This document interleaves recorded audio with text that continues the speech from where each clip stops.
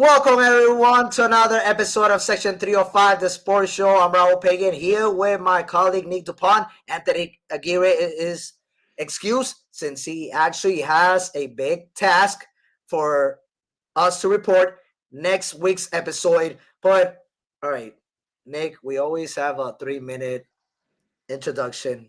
3 minute, 3 minute. Why sometimes 4 to 5? Mm-hmm. Why are we seeing you in different arenas, especially when it's in a positive side of a team or franchise?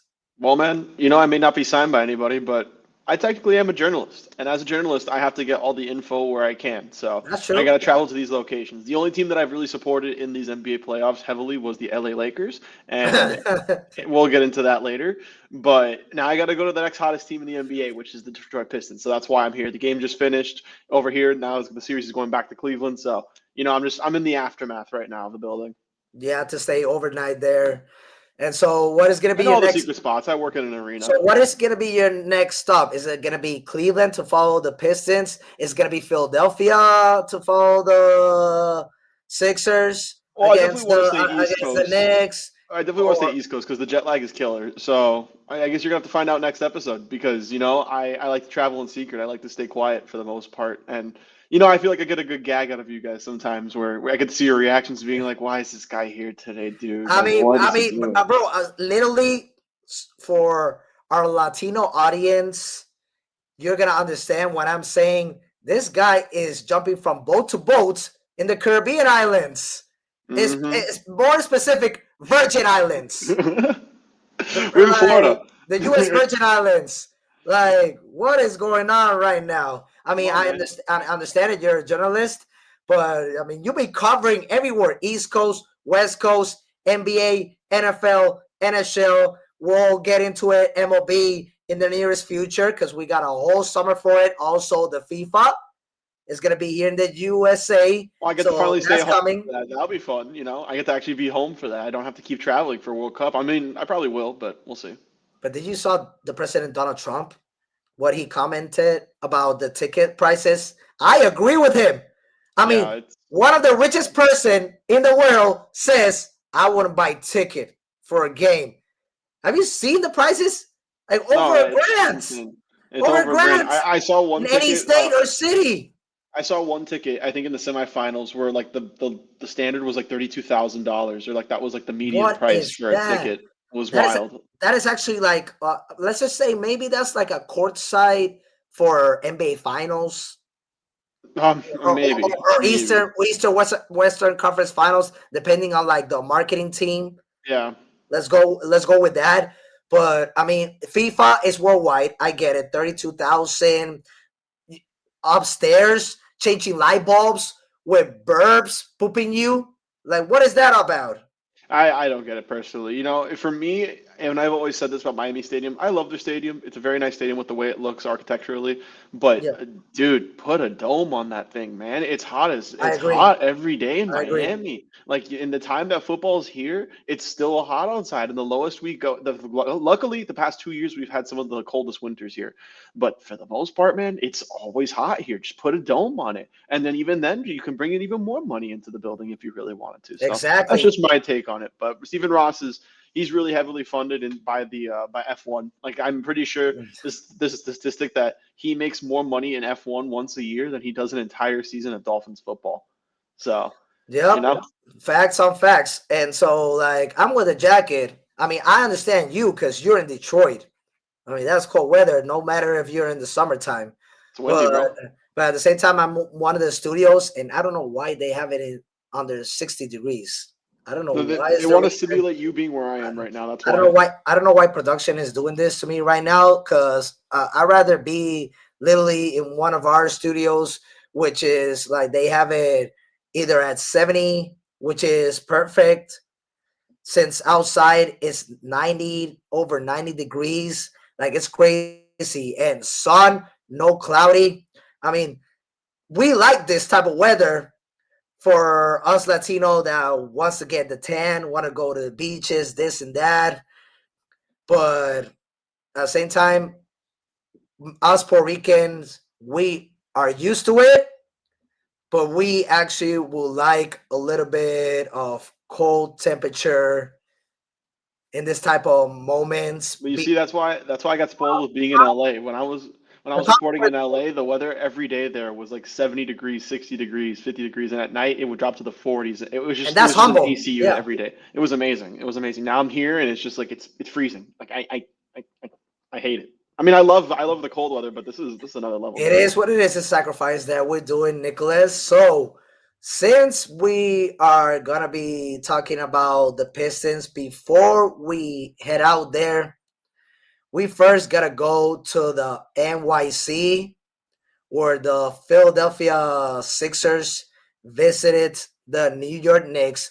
Philadelphia, fun fact, became the first team against the Boston Celtics to be down 1-3 and win a series. Not only that, first time in franchise history against any team to be down 1-3 and win a series. That's the good side from them. In the bad side for the Boston Celtics, first time in franchise history, they're up 3-1 and they lose.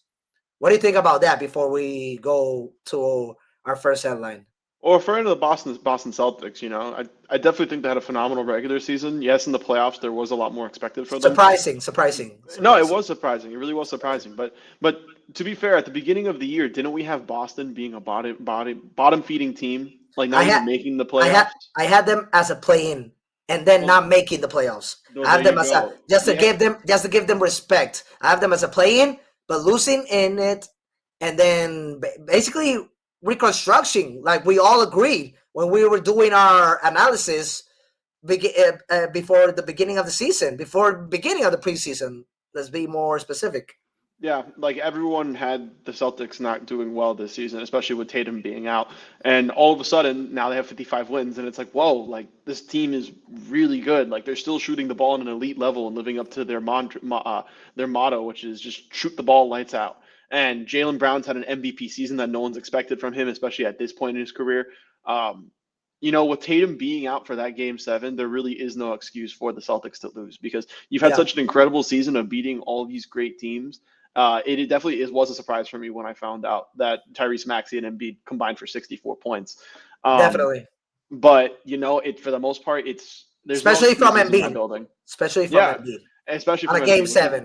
which was the biggest factor in that game, honestly. Because if Embiid did not play well, they were not going to win that game, which has been the whole thing with Embiid in the playoffs. If he does not play well, the Sixers will not proceed to move on.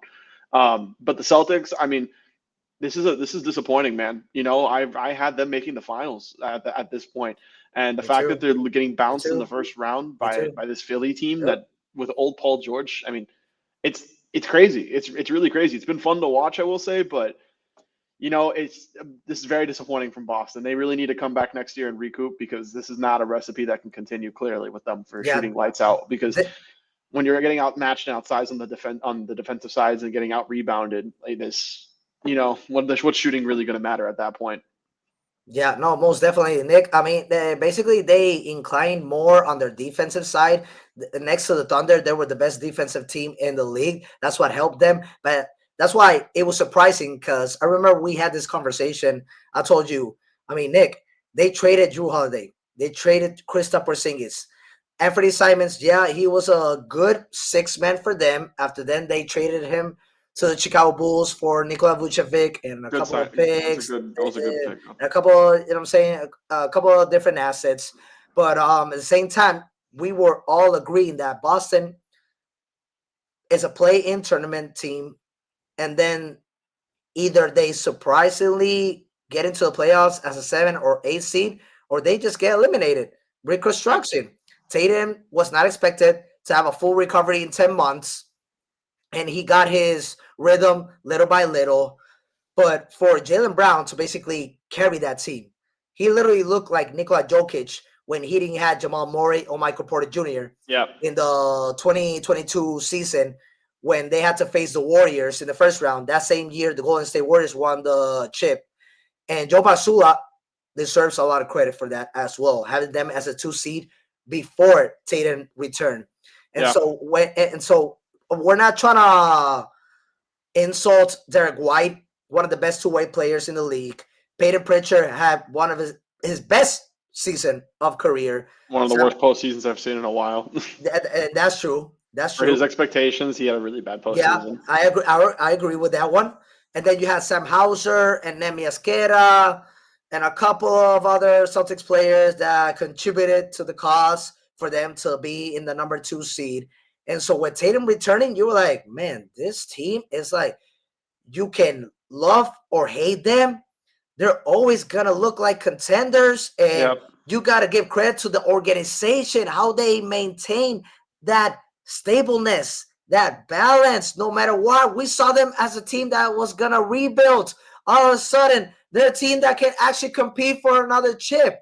And so for them to have a 3-1 lead and first time in franchise history to get eliminated by the Sixers and the Sixers to be down 1-3 and for the first time to win a series without deficit, it was a surprising scenario, which kudos to the Sixers and Boston. I know they're gonna make a splash this offseason, but since we needed to talk about that, since that resulted on Sunday, and since we're talking about it almost at the end of this week, the side finals started without an Embiid, which he was horrible in game one. The Sixers fall short to the Knicks 108 to 102 to have a 0-2 deficit in the series. Nick, I'll give you the first word. Do we see a sweep in this series by the Knicks? I mean, how can you not? To be honest, I said it before, and I'm gonna sound like a broken record. When Embiid isn't playing, they're not gonna win. Or if he's not playing well, they're not gonna win. Yeah, you have Tyrese Maxey and you have Paul George, and Paul George has been playing fairly well throughout this postseason. And Tyrese Maxey has been on a heater the entire time. He's not stopped playing good. But it's not enough for this team. This team doesn't have enough depth. Yes, you have Andre Drummond as the backup center, which I like, and you have a couple other pieces Decent. back there. Yeah, Decent. but Yeah, yeah, it's not decent. enough. It's not Yeah. enough. And with the same thing with Philly, every year is build around Embiid, and it really makes you question when is this process finally going to end? Like when are they going to finally shift the direction in which they've been finally doing, where they're going to the Tyrese Maxey route and relying on him? When is it gonna end? And when are we gonna talk about Maxi being the real face of the franchise? I named him since last season, not this Yeah. season. I've named him since last season. He's like the I don't want to say modern Iverson, but he's putting up numbers like I Iverson. You know, mean, he's been incredible, man, to watch for the most part. Like yeah, last game in the almost 50 point loss against the Knicks, he dropped 13 points. You know, but then he comes back the next game and drops 26 without Embiid. Like this guy, this guy's clearly the only one that can efficiently score on his own, and it's not enough for Philly. I don't see how the Knicks don't sweep them at this point, especially when Embiid's hurt and he's going to be in and out of the rotation. Like I really don't see how they don't get swept, to be honest. I'm gonna play devil's advocate here. I will want to agree with you, but now the OG Anunoby situation worries me. He's actually like the glue of the team. He's actually an X factor more than a Michael Bridges because Yeah, he's more consistent. He's a better offensive player. If you put Michael Bridges back in Brooklyn and you have OG Anunoby before a Scotty Barnes, before a Brandon Ingram, and before RJ Barrett, similar scenario, I feel like OG Anunoby would average better points than him. Defensively, they're both good wing defenders, but I feel like OG Anunoby, what we've actually seen in both playoff series, he's done a better job than Michael Bridges. And so I feel like if Michael Bridges would have went down, it's like, yeah, it hurts them. We're not going to disagree with that. But I feel OG Anunoby is actually more valuable and it affects them both sides of the court, especially when Mike Brown has to do another new adjustment towards it. I feel like I'm not saying just to be clear, I'm not saying the Sixers are going to win the series because Embiid questionable with two different type of injuries, ankle and hip. So you already know that he should be out. You know, like if it's one, it's like okay, he could probably play through it. If it's two, it's like all right, yeah, you know he's you done. got a hip and a right ankle. Like oh my god, Embiid, when is this gonna end? And I feel bad for him because us sports analysts and fans, we would never wish the bad in anybody. And so like we've actually wished that Embiid would be more healthier because this Sixer team would do more damage in the past playoff series, like throughout the years, Yeah. and maybe make it to the Eastern Conference Finals for the first time since 2001, which is the last time they made the finals. Also lost to the Lakers. Kobe, rest in peace. Shaquille O'Neal, Phil Jackson, and the whole crew. And so the year that they actually were favorites to maybe even win it all was the year Toronto won it, 2019. Kawhi Leonard crushed their hearts. Leonard crushed their hearts with that buzzer beater. They were going to face Milwaukee, and I feel like with Jimmy Butler, with Joel Embiid, Ben Simmons, and the whole crew, they should have won that series. JJ Redick, if I'm not mistaken, was also there. And so that was a team built to basically go to the finals. And then with Durant injured and Klay Thompson, obviously with different defenses and scenarios, maybe Durant would have been more healthier. Klay Thompson wouldn't got that injury in Game 6 against Toronto. Who knows? But Philadelphia and Golden State, I feel like that would have been like a 7-game series matchup. Jimmy Butler could have got his first ring. Joel Embiid. I mean, the past is the past. But since then, they haven't even been close to make it to the Eastern Conference Finals. They've had their Game 7s against Boston. They had their Game 6 against Miami, this and that. And we're going to get into a certain player afterwards in this show. But just to end my take, like I feel after the battle that the Sixers gave the Knicks, Paul George has actually been consistent in both Yeah. games. He actually led the team in their worst game. It says a And lot, then, though. and, It says a lot and, about the team. That just said. and yeah, of course, it says a lot. But then you saw Tyrese Maxey reinvent himself in this game with 26 points. Paul George staying consistent. Kelly Oubre Jr. producing with 19 points. A rookie VJ Edgecombe battling, even though he committed a couple of turnovers, producing, which is the most important, by a first-year guard. And so even though the bench was horrible, I feel like this team still has a little heart in them to make the series interesting. Like I said, I don't have the Sixers at all winning this series, but I feel like they can basically counterpunch the New York Knicks, especially if OG Anunoby is out of the game. Well, And so, I definitely see that take with OG being out, and maybe they can sneak a game. But for the most part, OG is day to day. You know, he could come back. We'll see if he does yeah. come back. I think he will. I don't see why he wouldn't. So he wants to Do you close out the series 3-0. do you feel like, I mean, I like, maybe now I'm gonna be speaking, how do you say, against the Philadelphia Sixers, because the Knicks can actually still win without OG Anunoby. Yeah. Do No, you a do, hundred do you percent. see that? Do you see that happening? Yeah, absolutely. I do think that even with well, Mikal Bridges subbing in and taking OG Anunoby's spot, because that's what it would be in the rotation, if I'm not mistaken, it would really work out for them. And even then, on their bench, they have enough scoring options to take over if they need to. I know Jordan Clarkson hasn't exactly come alive in these playoffs, but that's a guy who can score the ball effectively when you need him to off the bench. You have Landry Yeah. Shaman off the bench, who's a great They got three-point more shooter. depth. They got more Yeah, depth in the bench. and even then, one guy I've been surprised with is Ariel Hukporti. He doesn't score a lot of points, but Hukporti's a great rebounder and he's a solid Yeah. defender. You know, so they have an interesting rotation of guys in their depth chart. I Miles definitely think it's McBride. Miles yeah, McBride and as Miles well. McBride is probably the biggest one.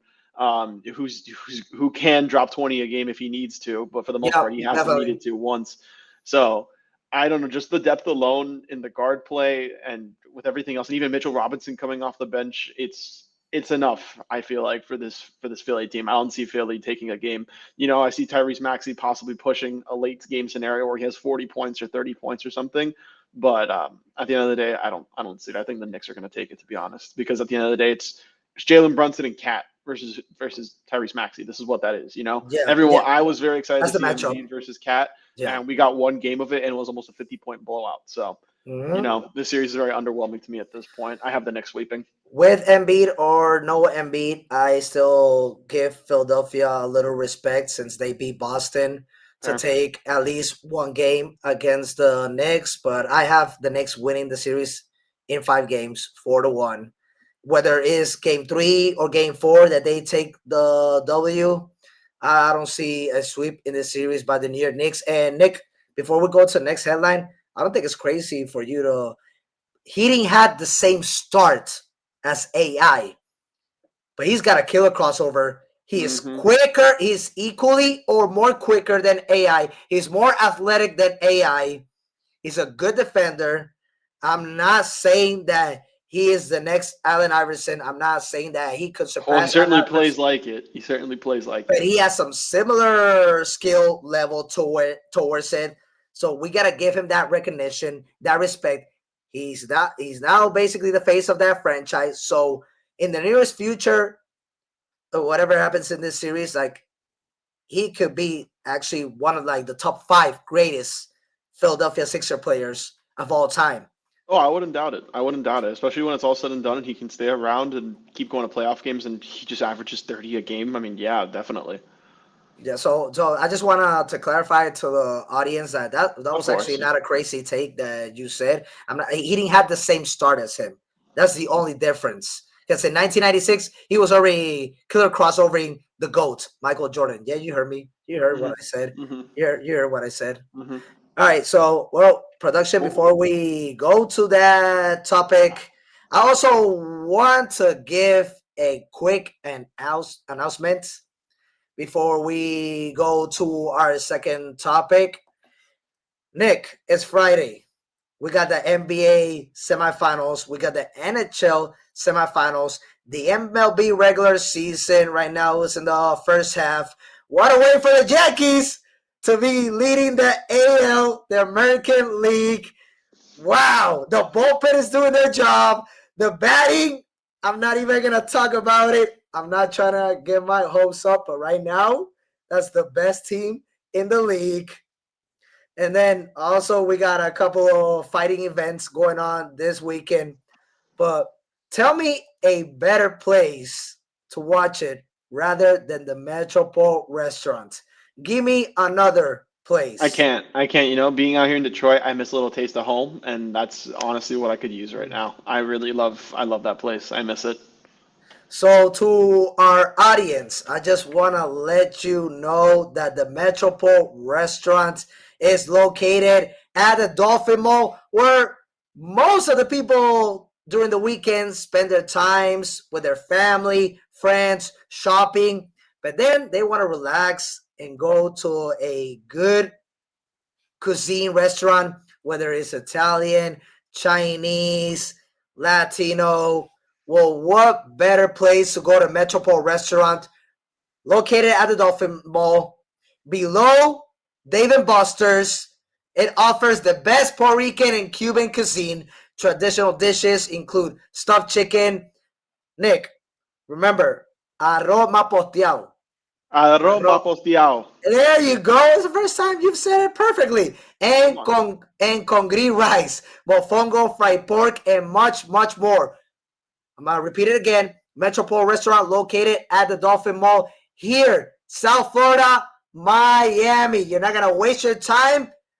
There's no better place to watch all the playoff scenarios right now happening, NBA, NHL, and also the MLB regular season and all the other events upcoming, like the FIFA Latino International Restaurant. It's gonna be That, booming there. It's gonna that be booming place, there. that place is gonna be packed. Let's go to our next headline, which now we're gonna head out to the west. The reason why we're switching from east to west and then back to east and west is because this were the first 2 games of the semifinals. And now this series is actually interesting. The Spurs respond back with a monster win over the Timberwolves after crushing them 133-95. The Timberwolves took game one, 104 to 102. Anthony Edwards, both games coming off the bench. So, who has the edge in this series, Spurs or Wolves? Bro, I had the first take, so I think you should be able to one. I think you should take Yes. this one. All right. So, I remember a certain person right here in the screen talking about them being a dark horse. Hmm. And so, even though Minnesota has proven their experience, they are in the past 2 years made it to the Western Conference Finals, but fell short to the finals. Last year, I give them a pass. They were not assembled to beat a team like Oklahoma, but now against Dallas, they were the best defensive team, and they eliminated the reigning champion by that time, the Denver Nuggets. Yep. And they beat in the first round the Phoenix Suns, which a lot of people said, oh, they got Devin Booker, they got Kevin Durant, they got Bradley Beal. The playoff experience type of all-star players. And they swept them. They swept them.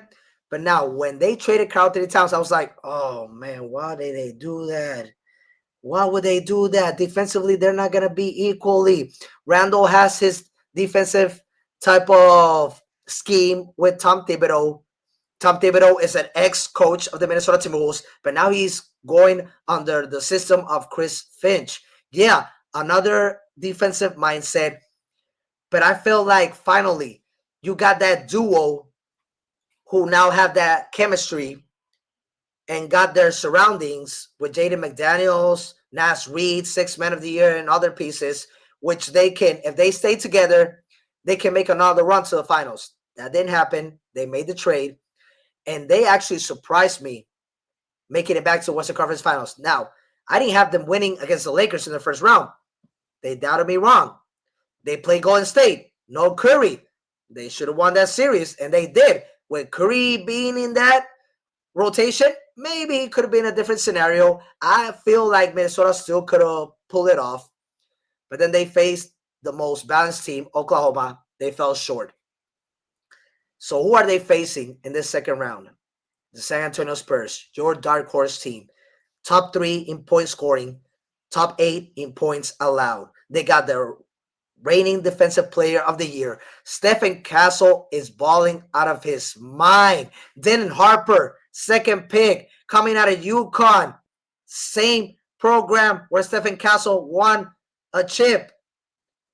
Doing amazing as a rookie season. You got veterans like Harrison Barnes. De'Aaron Fox has been hungry to make it past the first round. He couldn't do it with Sacramento. Now he's with one of the best organizations that develops either young players or veterans that are trying to have a second chance in the league. Mitch Johnson, finalist for Coach of the Year in his second year, being successor to Greg Popovich, and now Greg Popovich being, like he said, El Patron, president of the organization. You've seen this team already ascending quick.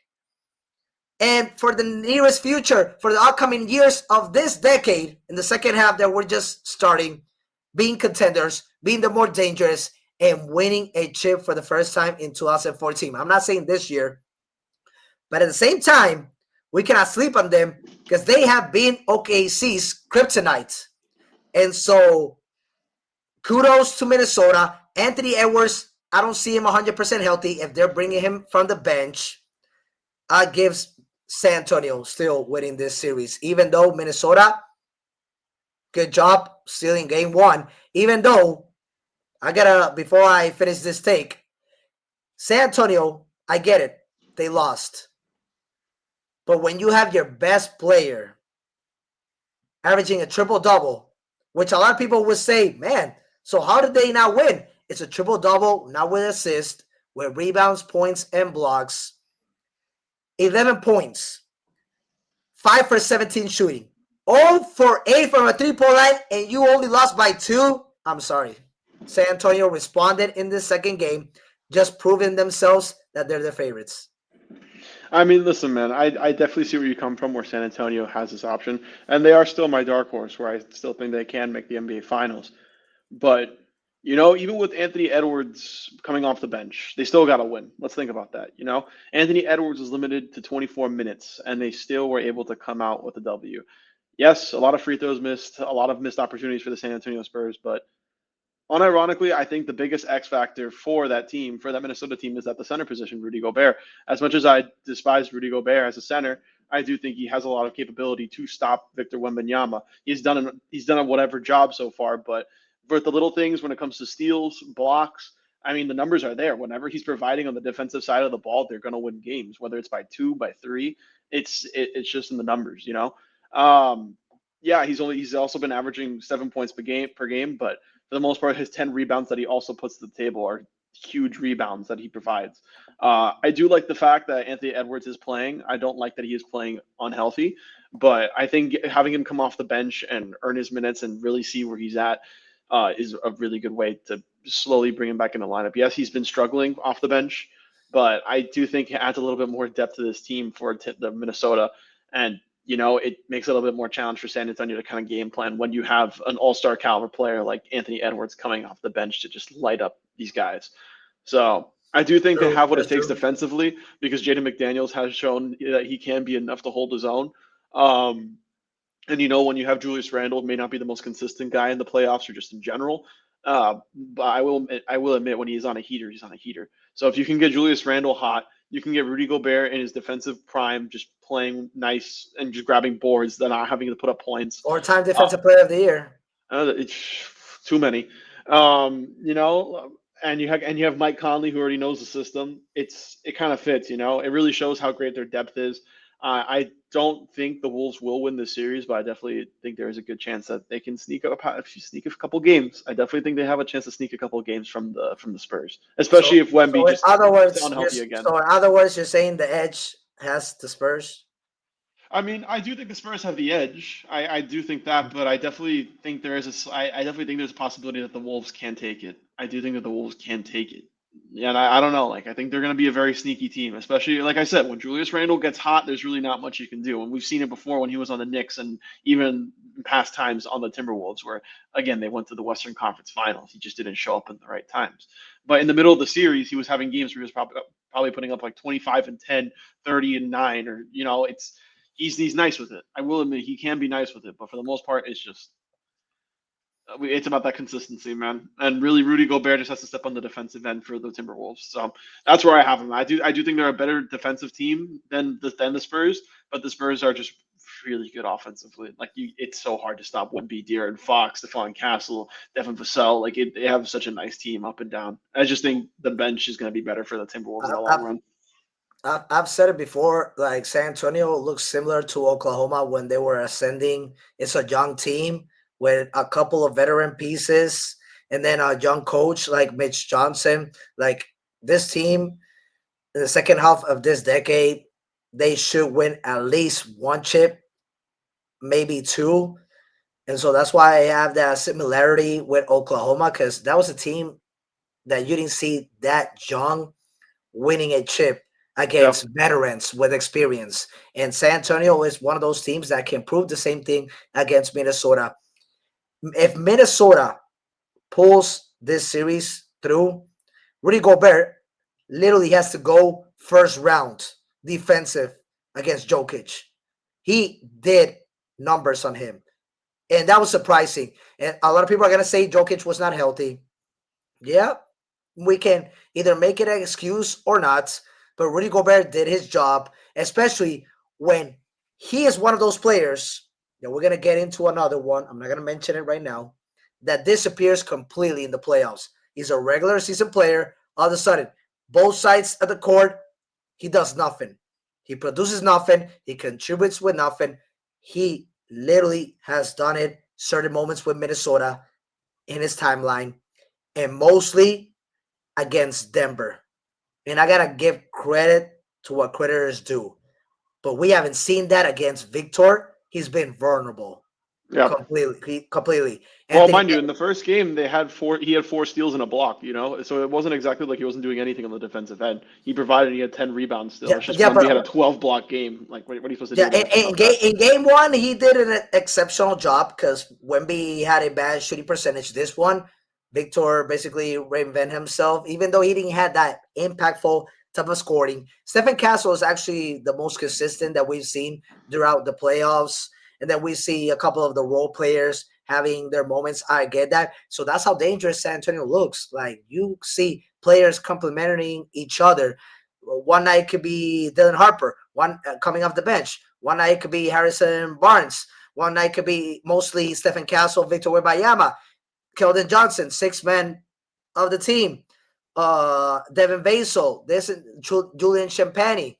So like this is a good team assemble. I feel like they're more reinforced than Minnesota. Minnesota has had a couple of injured players like Ejo Dosumu, Anthony Edwards, and we were surprised how they beat Denver in Game 6.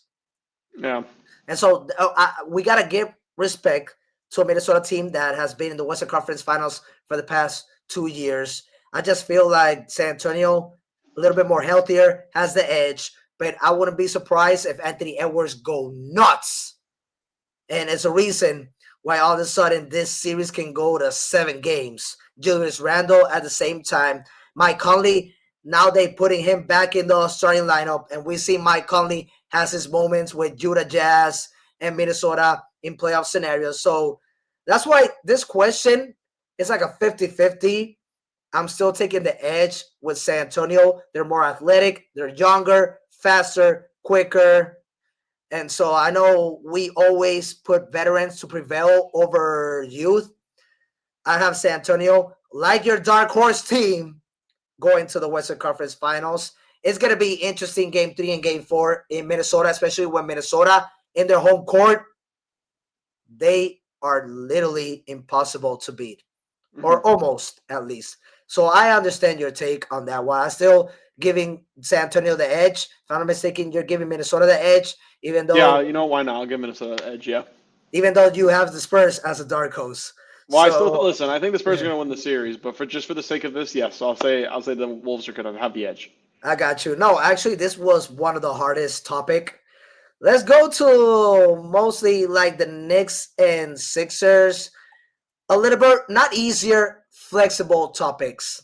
After an intense fight, the Pistons prevail at the end to beat the Cavaliers 107-97 and take a 2-0 lead in the series. They're going back to Cleveland. Can the Cavaliers fight back in this series? Nick, I will take the first, and then the last topic you can take it. Basically, it's like a NFL scenario. You did Gotcha. the first kick. I'll do the first kick in the second half. Okay. All right. So, can the Cavaliers fight back in this series? They freaking better. Production, can you put us full screen? Us two, no images. I need to talk to Nick seriously here. Nick, when the beginning of the season, mostly me, you, and Anthony, we picked the Knicks and Cavaliers, if I'm not mistaken. Pistons and Magic were in that conversation. I mean, you had Magic, if I'm not mistaken, in the first seed. Yeah. Which No, they should. no. I had them top 3 over the Knicks. I had them Okay, top 3 over the yeah, Knicks. top 3. So, all right, maybe Anthony was the one with the top 3. We'll ask him in the next episode. I mean, he had high hopes for the Magic. But I remember that we had Cavaliers, Knicks. That's easy top 3. And then I picked the Pistons over the Magic. Somebody picked the Magic. I did. It was still all right. So that was your top 3. Yeah. If I'm not mistaken, Anthony was Magic, Cavaliers, and Knicks. Mine was Pistons, Cavaliers, and Knicks. I think mine was. I think it was Cavs. Oh my god! I think it was Cavs, Magic, and then Knicks. Okay, so similar, basically equally to Anthony. Mine was Pistons, Cavaliers, and Knicks. I'll have to And go so, back in the footage and watch it yeah, again. we got production. Production will help us with that for our next episode. And so, for both teams, Knicks knocking on the door, knocking on the door. Right now, they're looking good. They're looking good, going back to the Eastern Conference Finals. And against the Pistons, it's a team that actually maybe they're not the favorites, but have more pressure than a team that actually has been mediocre for years when the Knicks have actually, little by little, been assembling a team to make it to the finals for the first time since 1999. And so, Cleveland, I know we've seen them going in 2007. They went 4 straight years with LeBron, Kyrie, and Kevin. 1 year without Kyrie when he went to Boston. And now, after basically rebuilding with Evan Mobley, Darius Garland, acquiring Jared Allen, Donovan Mitchell, and then pieces like Max Strus, Caris LeVert before now he's with Detroit, and others along the way. With them having JB Bickerstaff, basically bringing them back to the playoffs. Now with Detroit, the dude is coach of the year, in my opinion. What he's done in a 2-year span has been amazing. Especially, exact thing he did with Cleveland, bringing them back to the playoffs. And so then they hire a coach who won Coach of the Year last season, Kenny Atkinson. Won championship with the Golden State Warriors, had a lot of offers. Kudos to him, props. And so last year against the Pacers, they lost. Surprisingly. Also give credit to what creditors do. Indiana went to the finals. Okay, Cleveland still had no excuse of losing that series. So they trade for a James Harden. What a coincidence. A player that, in my opinion, is the worst all-star performer in playoff history. The worst. Joining a guy that has never passed the second round. With Utah, there was 1 year that they were favorites to make it to the Western Conference Finals. That was 2021 when they faced the Clippers. Kawhi Leonard gets injured. And they lose a 2-0 lead series. 4 straight games to a Reggie Jackson, Paul George type of Clipper team. Tyronn Lue, good job. He goes to Cleveland. Can't pass the second round. And so those are 2 players who are under pressure. He played well. I'm not trying to pick on Donovan Mitchell completely. There are certain moments where he has not produced when they need him the most, whether with Utah or Cleveland. And that's why he can't see a third round, whether it's in the Western or Eastern.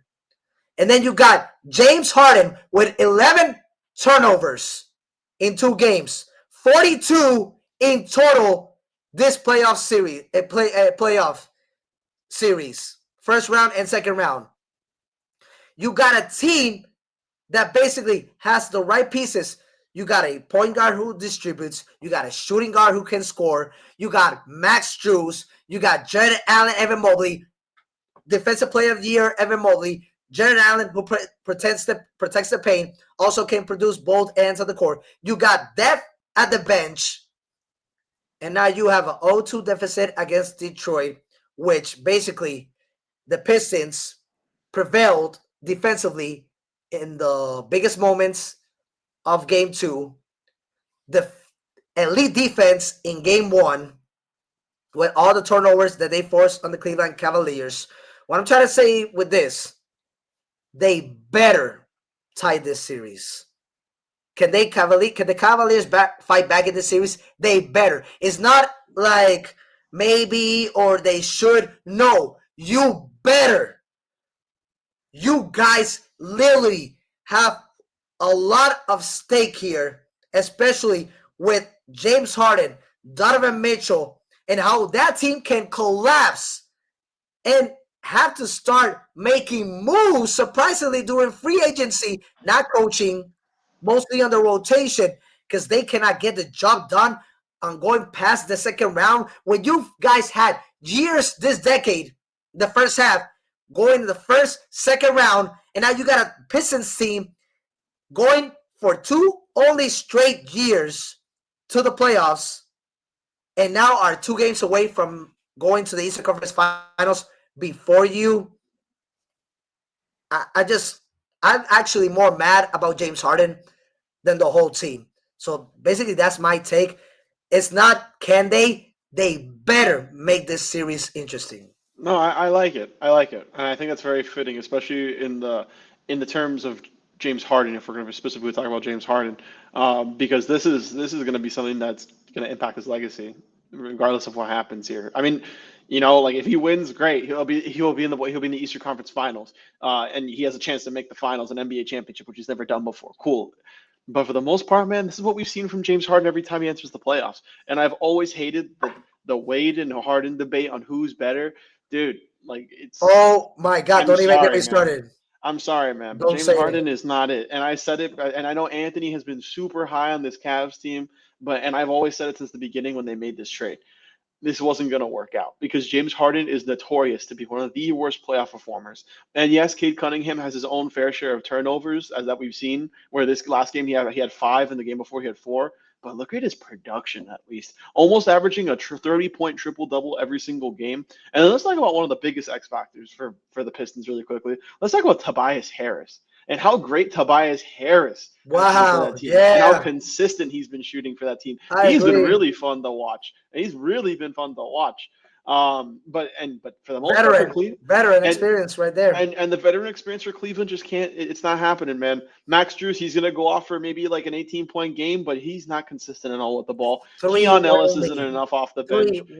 1 for 6, and you got Duncan Robinson, his ex teammate, averaging 5 triples in this series. Yep, no, it's beautiful. And It, I'm it, happy it for really him. is And I'm beautiful to happy. watch. I'm happy for them. I'm happy for And him. and it's just not enough at the end of the day. Like, yeah, you have Jalen Tyson, Sam Merrill, but for the most part, if you have Thomas Bryant coming off your bench, that's already a really bad sign. One, and then two, when Dennis Schroeder's not performing for your team and being your sixth man, that is another bad sign. A guy who's only putting up like 4 points a game in the postseason, who's averaging 20 plus minutes, it's like, what are you doing?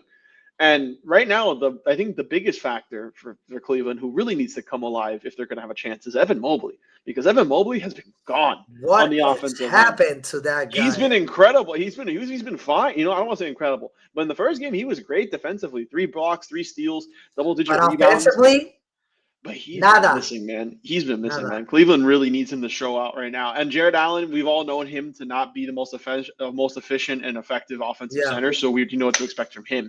But with a guy like Mobley and spending such a high pick for him, and you know that he can put up 20 a game, it's what is happening to this Cleveland team that we're seeing, and why are they really unfolding? Like, why is yeah. this offense just solely relying on James Harden and Donovan Mitchell? When I know you're trying to get your other bench players and your other role players going, but if you can't even get Evan Mobley to go, man, there's something really wrong with that team. I'm sorry. Like, there's just something really wrong. I don't think the Cavs can fight back. If they do, they maybe take a game or two.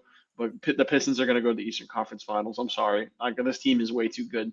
Cade Cunningham has been on a heater. Tobias Harris is finding his rhythm. Jalen Duren has been incredible to watch. And Duncan Robinson, especially from 3-point range, he's been back in his Miami Heat ways. Yep. And then let me not forget about Dennis Jenkins, who's been a phenomenal off the bench for the Detroit I was Pistons. gonna say that first round, he was decent, maybe even not in his way that we've seen during the regular season, especially when Kate Cunningham went out.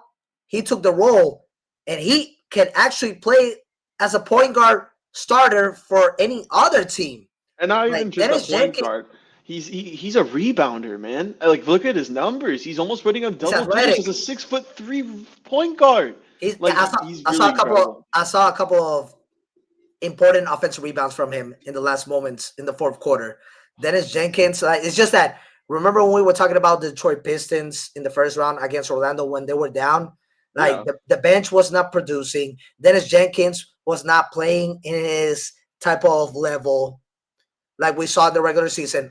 All of a sudden, like they did a switch in the past games, but in the first 2 games, the dude is averaging double-digit points off as Oh, a he's six been great. off the And bench as a his six man. mid-range shot has been pure. The way he dribbles and controls Yeah, the pace of the game has been fantastic. He can pass when he needs to. I love how athletic he is. I'm obsessed with the guy. Like, the guy's really fun to watch. yeah, But Detroit's really finding their rhythm right now, and they're going to keep finding their rhythm. They're not going to stop, most likely. They're going to keep piling on points and just blowing out and, teams. and And like, yes, it's only a 10-point win, But for the most part, these 10 Both point wins, games. they don't even feel like a 10-point win. In both games, they don't Yeah, feel like a 10-point win. It feels like they just have utter dominance throughout the entire yeah. game. So at the same time, that's why I'm saying that can the Cavaliers fight back in the series? My question is, they better. Can they? I'm not saying yes. Yes is not my answer. They better. They have to. Because I heard in First Take, Stephen A. Smith, shout out to him. He said that James Harden's resume as a Hall of Famer can be revoked because Yeah. of what we've seen in his career during the playoffs. And I completely agree with that. Well, I don't. 100%. And Nick, whoever mentions the debate between him and Dwayne Wade, I'm gonna lose it completely. No, I'm the same way. I'm gonna I'm the same way with that lose debate. it completely. Like what we seen from him in the final series against Dwayne Wade showed him who's the boss. What we seen from him during his career with Houston, big moments like against San Antonio when Ginobili, underrated defender, blocked him in clutch moments. When they needed him in Game 7 without Chris Paul against the Golden State Warriors and other scenarios. Tyrese Maxey fought him. He fought him in that series against Miami when James Yeah. Harden just arrived. Maxey was in his second year, and he fought him like, "What are you doing? What are you doing?" Yep. Or And even in then Brooklyn, they couldn't even get out of the playoffs in Brooklyn with Brook, Durant and I'll give, Kyrie. I'll give him a pass with Brooklyn because he had a hamstring injury. I'll give him that pass only. He had his hamstring injury. Remember, he was not 100% healthy. I'll give him only that pass. But still, people are going to be talking about him not being like having an impactful game, depending too much in I Kevin don't. Durant since Kyrie was out. I don't know if Eh, I agree with Stephen A. saying though that he needs to get his Hall of Fame pass revoked. I do think that he deserves to be in the Hall of uh, Fame. It's just that he's not a good playoff performer. Like he's an MVP player in the regular Bro, season, but in the big moments he can't. he's the worst all-star player performer in playoff history. That Uh, actually stains a lot. That No, a stains a hundred lot. percent, 100%. But you have to also factor in like with these guys' careers. Like, yeah, they may have not achieved anything in the postseason, but look at the regular season stats, man. Look what he's accomplished. I feel that based It's a off of debatable. accolades, just based off of accolades and what he's done, he's gonna make the Hall of It's the Fame. it's debatable. I mean, this is something that we can talk about when his career ends. But then we saw it with the Clippers when they needed him the most in the last games, last postseason, disappeared. And now look what we're seeing against the Pistons. This is Yeah, actually a fun debate we can have in the nearest future because amazing regular season performer, but when you need to basically outperform yourself, chokes. And now, so since we have a couple of minutes left, Nick, I'll give well, you this word. before this, Raul, I'm What not gonna happened? lie. What happened? What happened? Are you scared? Are you I'm scared of the next topic? I'm a little scared right now, but I'm also a little hungry. And since I'm in Oh, Detroit, I'm in Little Caesars oh, Arena. I don't really want to have any pizza. I need a little taste at home. And I need myself some Metropol. I need myself some Metropol and Dolphin. Excuse me. Holy. I'm sorry. I'm really hungry right now. I need Metropol. But yeah, no, I'm man, I've really messed up this ad read. I've really messed up. And you put me main screen. Appreciate it. Well, no, please go to Metropol. If you're hungry listening to the show, I've got the perfect spot for you. Go to Metropol Restaurant. It's officially open in Dolphin Mall, and it's right here in Miami. Serving up some of the best Puerto Rican and Cuban food in the city. I'm talking stuffed chicken, arroz mapoteo, congri rice, mofongo, pork ribs, and honestly, everything you could be craving, especially the coquetas. I love the coquetas wait, personally. the So production have me muted. Mapoteao, stop mapoteao. it, stop it. I already, I know, My I know, I mama messed said, up. my I already mama messed up said, this ad read pretty my bad mama already. said, my Okay. mama said, my mama said. Okay, well, whatever. Yeah. Please go to Metropol. They're incredible. We love you, Metropol. Thank you for sponsoring us. Sorry for messing up Hey the ad read. man, uh, as long as everybody knows where it's located and when they can spend their weekends, watching Dolphin every Mall, baby. single sports scenario is the most important. And also, if you guys have had a rough week, sorry for my voice. Oh, That's why production had me cut off.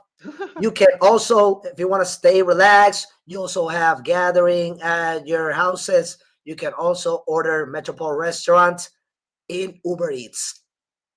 Well, Raul, based on our time constraints, how are our topics going to be? Because I know you really want to talk about the Lakers, but you also want to talk about something else. I would personally refrain from talking about the Lakers because everyone's going to look at me like an idiot. But Let's I'm do a gonna leave it quick. up to you. I'm gonna Let's leave do it a up to you. quick segment. Quick segment. Oh, thanks. Nick, quick segment. Thunder stay undefeated in the postseason after another dominant win over the Lakers 125-107. I'll give the first take quick. Are the Lakers in trouble? Hell yeah, they're in trouble. I mean, come on, man. LeBron James at age 41, he's doing amazing.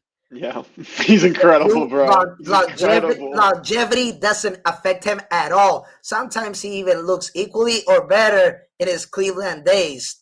And it's crazy to say that. Not the same numbers because he has other help with Austin Reeves, Luka Doncic when he's on the court. But now without Doncic, he's had to basically mostly carry the team, especially in the first round.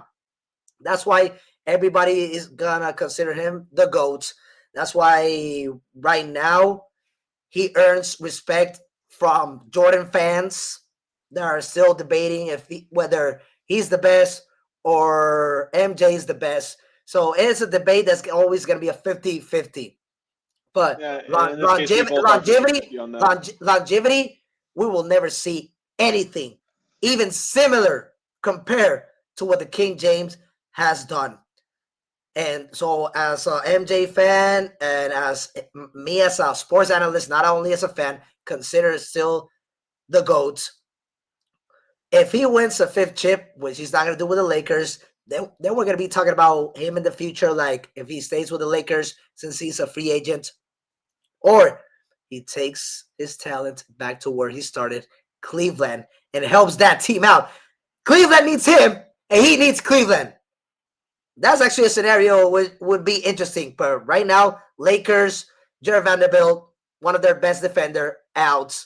Austin Reeves. Now a lot of people are questioning he balled out last game, but people are questioning if they are actually going to give him like a big contract. And that is scary because the series is not even over. And then you got Doncic, who is not expected to come back. Their defense literally is what we've seen throughout the season. Difference against Houston. That was a big factor why they won. Yep. And a couple of their role players who produced. LeBron James doing his thing. But their defense has been bad. Their bench, horrible. I give no hopes for that team. Ro, I'm going to be a little generous here. And, I've been high on the Lakers. I'm not saying they're going to win the series, but I am going to give them a game. I do think that the Lakers at some point will come out of their shell. So they're not in trouble. Oh, no, they're in trouble. Let me just finish, though. They are in trouble, but I do think they can take a game. I do think that with everything going on within the organization and all the problems that we've seen throughout this series so far, I do think they are bound for one great game, one great Luke Kennard three-pointer game, another Austin Reeves special. But for the most part, it's the Lakers, man. It's what you get. What you get. They're the Cowboys of the NBA. And I've been high on the Lakers because of LeBron. I knew LeBron was going to come out of his shell. I was very excited to see that in the first round and now in the second round, and I'm very happy about it. But at this moment in time, they have no chance of getting past the Thunder. I'm sorry. Like, DeAndre Ayton is so bad. Like, he is terrible. I've never seen a center shoot the way he does, and he misses everything. And he somehow still manages to find 10 rebounds. And it's how did he get 10 rebounds? I don't remember that. Might as well do something. He's on his way to the BSN, Baloncesto Superior Nacional, the Puerto Rican League, one of the top leagues in the whole world. No, I think that's too generous for him. I think China's going to be That's how bad the thing is for him. Hey, listen, man. Austin. Listen, with him, Austin Reeves, Rui Hachimura, all of their main other pieces that score the ball, they've been struggling. So you know what? Maybe the entire team deserves to go to China at this point, except LeBron. I think LeBron. And it's funny that you mentioned LeBron at Cleveland, and you talk about him taking his talents, but. Let's talk about the place where he first went to, where he took his talents to Miami. Why wouldn't we love to see him in Miami? I would love to see him. I would love him. I would love him back in Miami. Miami needs him too. Miami where needs him he more won than his ever first right now. when he won his first chip. Oh, that would be amazing. Listen, That would man, be beautiful to his it ending. would be perfect. It would be perfect. That's all I'm saying. It would be fine. It would be fitting. One more season with him. He gets to retire. Maybe we get Bronny along. Who knows? I mean, More realistic is Cleveland, but that would be a nice scenario. I would I would not I would discard love that. it. And I who would knows if discard Spo's the GM by next season or the season after that? Who knows? Maybe LeBron James can come over and take over. what a better successor, and then successor to Eric Spoelstra will be Chris Quinn. So Mhm. let's see how this summer plays out. Because whatever happens this offseason, Pat Riley said he was going to be aggressive. And if not, maybe it's time for me, you, Nick, to basically accept it that the GOAT, the Godfather, has to call it quits. I've already been accepting it. Not me. Let's see what transpires. All right. Quick take. Final minutes. Analysis on how the second round of the NHL playoffs are going. Uh, Nick, over Overall, Raul, I mean, I'll be quick with it. It's been fun. Like it's been really fun to watch. Besides Carolina winning, I hate it when Carolina wins. It's been fun, man. I mean, I Oh, sorry about that with production. But no, it's been really fun to watch for the most part. Besides Carolina, I do not like Carolina. No, just no, get them away from me. Besides them being up 3-0 in the series against Philly, I feel like it's been really fun to watch. Yes, we have a lot of series right now that are up 2-0. The Avalanche right now beating the Minnesota Wild. They're up 2-0 in the series. Minnesota's been really struggling on the defensive end. And then finding big moments just to score, they really cannot put it together. Matthew Boldy and Quinn Hughes really need to step it up for the next few games if they're going to have a chance. I don't know if they will because the goaltending has also been absolutely terrible for Minnesota. yeah. So we'll see if they even have a chance to come back. I doubt they will. I mean, now they're going back home, so maybe they have a chance. I personally don't think so. Maybe they can sneak a game. Besides that, though, let's talk quickly about the Anaheim Ducks because the Anaheim Ducks, Sleeper. wow, Sleeper. that's been really fun to watch. I thought The Flying Bee. finally about time. Gordon Bombay. Finally, about time they do something over there. I actually thought they were not going to make the playoffs, and the San Jose Sharks were going to jump them at first. But once I saw them in, I was like, okay, When I saw interesting. him They in the got first when I saw him in the first round, I was like against the Oilers. I was like, damn, they are legit. well, yeah, that's when I really woke up, and I was like, oh, They're okay, legit. moving on from Trevor Zegras may have paid off because at that trade, it kind of worked out for both sides with trading Zegras to Philly, and then they got their exchange. So they both made the second round of the playoffs. They're both happy in their sense. Yeah. Jack Eichel has been phenomenal for Vegas. I really hope we see some more goals out of him. He's been an assist machine so far, leading the team with 10 points. But so far right now, Raul, my biggest team has been Buffalo. I cannot hate Sabres. Buffalo. I Yep. love Tage Thompson and my boy Peyton Creeves. Man, Creeves has been fun to watch. He's out there. Oh man, the way he Tonight moves on game. the ice. Tonight's game. They should take a 2-0 lead. They Oh, should take a 2-0 lead. I hope so. I I hope mean so. Buffalo. I mean Buffalo. Man, they need something to celebrate because after the Bills have been knocking on the door. Josh Allen. No, I don't care about the Bills. We Uh, don't talk about the Bills here. no, I understand that, but I mean, like something for the Buffalo fans. I'd So rather have like, them win a Stanley Cup than win a Super Bowl. I agree with that. So quick take. I had the Colorado Avalanche winning it all. I had the Hurricanes going all the way. And so the Canes are 3-0. I mean, sorry, not to respect you Miami.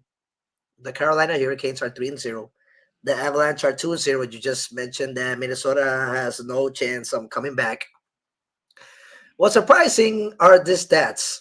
All right, so obviously they got right now the best goalie, Carolina Hurricanes, with Frederick Anderson. Freddie, he's been lighting it up. He's been lighting it up.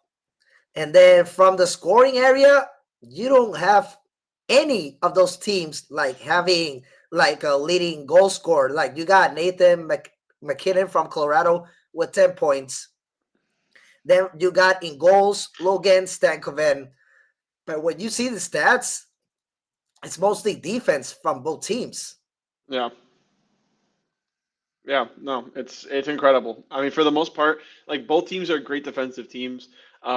Personally, me, I would give the edge more to Colorado. I just feel like their depth alone is where they take more of their form than Carolina. Carolina's goaltending, Freddie Anderson has been incredible to watch so far. As much as I cannot stand them, he has been great to watch. Jordan Stahl has been all right. The rest of the team has been okay for the most part for Carolina. The way I'm looking at this series, Raul, to be honest with you, is that Philly, I'm very shocked that they're even here in the first place. I think this is going to be Yeah. a cakewalk for Carolina. I think where they're really going to struggle is that next round in the conference finals, which they've really struggled in for the past, 3-4 years now, and they've never gotten over that hump. So I'm waiting for that. I do think I do think Colorado could take it over Minnesota. Minnesota could sneak a couple games. If they do sneak these 2 games at home, I definitely think we have a series again on our hands. But with the way it's shaping out, Nathan McKinnon is. I mean, how do you stop that guy, man? Like that, Yeah. that guy's a real face of the NHL. I'm sorry. I Right know now, McDavid is the guy, but this guy is, in my opinion, better. I yeah. love McKinnon.